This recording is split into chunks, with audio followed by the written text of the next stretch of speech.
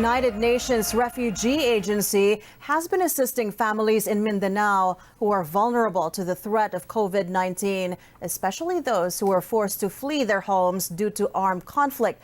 For details on this, we are now joined by the UNHCR Representative to the Philippines, Shinji Kubo. Good afternoon, Shinji, and thank you so much for joining us. Good afternoon, and a pleasure to join you.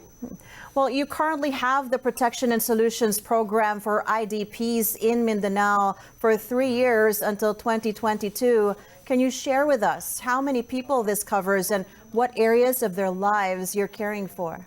Over 360,000 individuals remain forcibly displaced because of security incidents, armed conflict, natural disasters. In addition to providing emergency relief items, we are also leading protection monitoring and also conducting referral services for protection issues faced by IDPs. UNHCR's focus is pretty much to act as the eyes, ears, and the voices of the IDPs and other vulnerable communities in support of the government. Much needs to be done in addition to our ongoing program. So UNHCR is at the moment mobilizing its resources, providing PPEs, the required equipment to support government authorities, team members, partner agencies, and also community leaders. We are also proposing to the government that UNHCR would offer IT equipment to keep the voices and opinions of the IDP communities at the center of our responses. We are gearing up our effort to strengthen the response capacity of the government and communities living in transitory sites and evacuation centers. We need to work very, very fast to make sure that these communities will be free and without delay covered by the government responses. The NPA and Abu Sayyaf seem to still be posing a threat to some communities recently.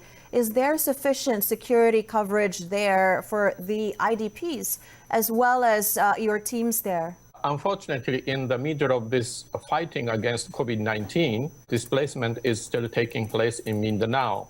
UNHCR is working very closely on the ground with the local security authorities as well as the armed forces of the Philippines to ensure safety and security. So we will continue to work with the established procedures while observing the administrative guidelines of the local authorities. I'd like to take the opportunity to extend my very sincere commendation to the government, local authorities in Bangsamoro region for their massive, decisive efforts and leadership in mitigating the risks of COVID-19 pandemic.